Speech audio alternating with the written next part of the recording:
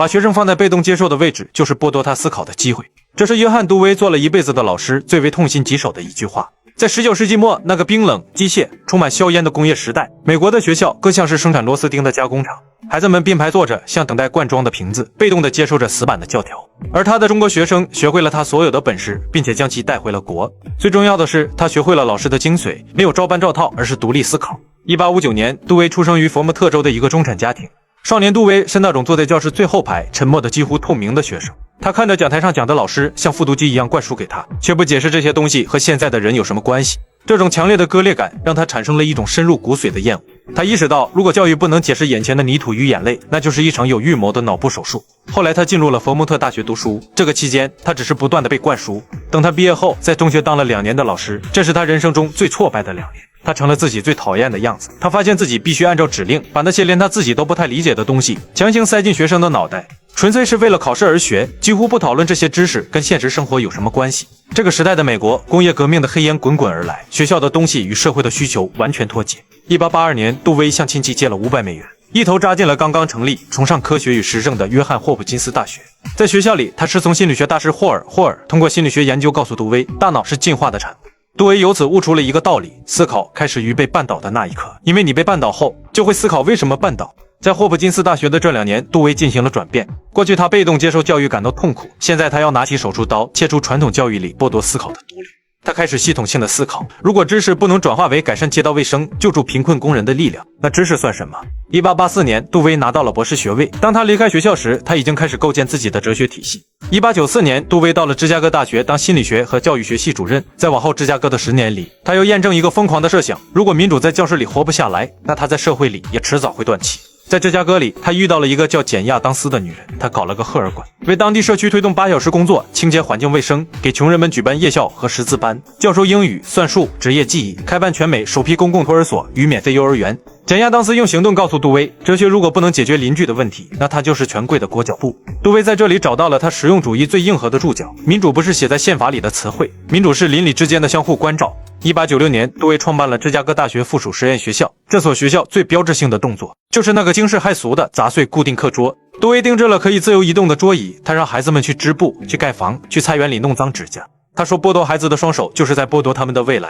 在他看来，当孩子在河里盖起一座小木屋时，他们学到的不仅仅是几何和物理，他们学到的是如何作为一个共同体生存。教育即生活，学校即社会。这句口号在今天听起来很温暖，但在1904年，那些端着铁饭碗、习惯了培养乖顺劳动力的美国官僚眼中，这简直是倒反天罡。校方高层和背后的资助者发现，杜威培养出来的孩子太聪明、太有主见、太不听话了。这种孩子长大后是不可能在工厂里心甘情愿当一颗沉默的螺丝钉的。1904年，校方利用人事权和经费预算对杜威的实验学校进行排挤，最后杜威选择了离职，并且表示，如果一所大学容不下一个让孩子思考的实验室，那这所大学就不配拥有我。1905年，杜威转任哥伦比亚大学哲学教授，在这里，他成了全球教育界的一代宗师。当时的哥伦比亚大学是全美乃至全球的学术中心，但杜威看到的却是满屋子端着铁饭碗、只会复读古典经验哲学的精英废物。教授们在台上讲着高深莫测的真理，学生们在台下拼命记录，每个人都像是一台性能精良的复印机。他在哥大的堂课告诉那些穿着考究西装的博士生，如果你们今天来到这里，是希望从我这儿带走一些可以放进保险柜里的永恒真理，但你们找错人了。你们现在的姿态让我想起了工厂里等待灌装的瓶子。如果你们只是打算把我的话复印在纸上，那么你们的大脑正在萎缩。哲学不应该是解释世界的剧本，而应该是改良社会的工具盒。他告诉学生，过去几千年的哲学家都在研究什么是真理，但这就像是研究什么是游泳，却从来不敢下水。他猛地转身，指着窗外纽约街头的贫民窟、罢工的烟火和肮脏的街道说，如果你们的哲学不能解释为什么哈德逊河边的孩子在挨饿，不能告诉我们如何让码头工人获得尊严，那么你们研究的那些高深理论连一块擦桌布的价值都没有。他要求这些未来的精英明白，思考是为了生存，是为了解决具体的麻烦，别再神神叨叨。1916年，当凡尔登战役的炮火正将欧洲变成一座巨大的碎肉机时，杜威坐在哥伦比亚大学的书斋里，感到了灵魂深处最剧烈的阵痛。于是他挥笔写下了那本影响世界的《民主与教育》。杜威在1916年的硝烟中看穿了一个被掩盖的隐情。当时的德国拥有全世界最先进的学校、最严谨的教材，但结果是教出了一群高智商的工具人。他们听话、高效、专业，但对命令缺乏道德质疑，对远方的苦难没有共情。那么这种教育越成功，人类离文明毁灭就越近。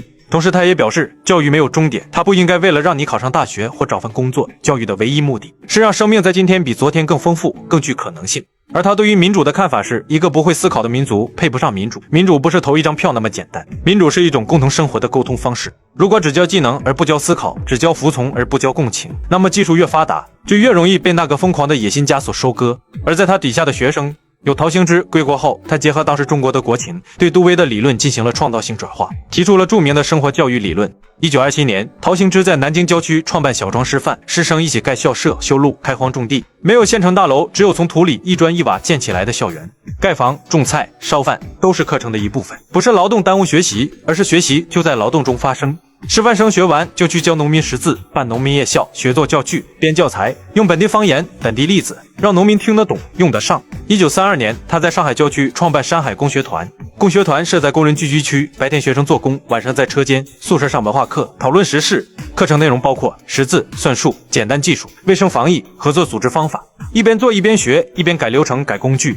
还有蒋梦麟在北大担任校长长达20年，还有被誉为中国现代大学之父的郭炳文。1915年回国后，协助筹建南京高等师范学校，设立文理、工、农商、教育等多学科，使东大成为当时学科最齐全的综合性大学之一。还有南开大学的创办者张伯苓，中国现代幼儿教育的奠基人陈鹤琴，中国师范教育先驱李建勋，他们都是根据中国当时的情况进行吸收，而不是照搬照套。1919年4月30日，60岁的约翰·杜威携夫人抵达上海。杜威踏上码头时，中国正处在一种极度的被动中，巴黎和会外交失败，北洋政府软弱。5月4日，中国爆发了著名的五四运动。在杜威访华期间，去到了南京，遇到了陶行知。陶行知告诉他，在一个大部分人连肚子都填不饱的国家，谈论实验室里的民主太奢侈了。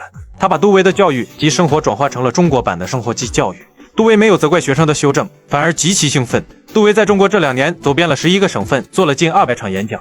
1921年7月，杜威离开中国。他在临行前强调，中国不需要照搬美国的制度，中国需要的是一种实验精神。你们必须在自己的土地上，通过社会调查和局部实验长出自己的制度。美国的民主制度是在美国土地上长出来的，不能直接搬到中国。同样，任何的东西都不应该照搬。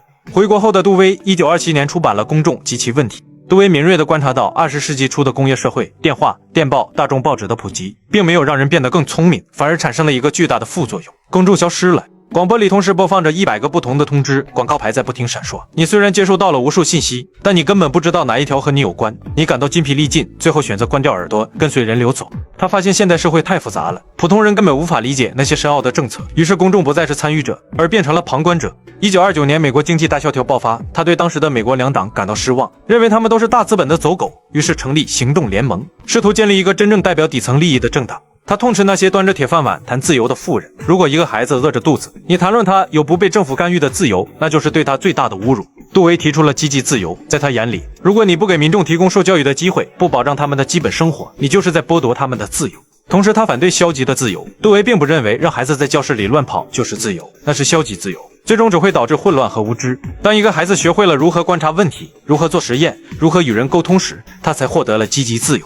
时间来到1938年，79岁的杜威发现一个令他难过的现实：许多打着他旗号的实验学校走向了极端，老师不敢管学生，学生在教室里想干嘛就干嘛，美其名曰尊重个性。他意识到人类总是喜欢从一个极端跳到另一个极端，从绝对的服从跳到绝对的放任。于是他提出一个概念，基于经验的智力组织。他指出，如果一个孩子在玩耍中没有产生对数学、历史或科学的逻辑需求，那么这个经验就是智力上的死胡同。教师要设计一个麻烦，为了解决这个麻烦，孩子必须主动去查资料、算数据、做实验。在这个过程中，散乱的经验被智力组织成了严密的逻辑。在这条路上，杜威赋予了教师极高且极难的职责。教师要像一个高明的导演，不仅要了解每个孩子的生长点，还要能预判哪些经验能转化为知识。他认为教师最大的功德就是把孩子从自发的兴趣引导到自觉的探索中去。但多数的老师都是懒惰的，往往都会寻找极端来走，因为这样轻松，要么一味的灌输，要么放任自由。1952年6月21日，93岁的杜威走完了他的一生。他经历了世界剧烈变化的时代。杜威出生时，美国还是一个半农业、半手工业的国家。杜威去世时，人类已经掌握了毁灭地球的能力。他直到93岁闭眼都在重复那句话：民主是一种让你在不确定的世界里通过实验和沟通活下去的方式。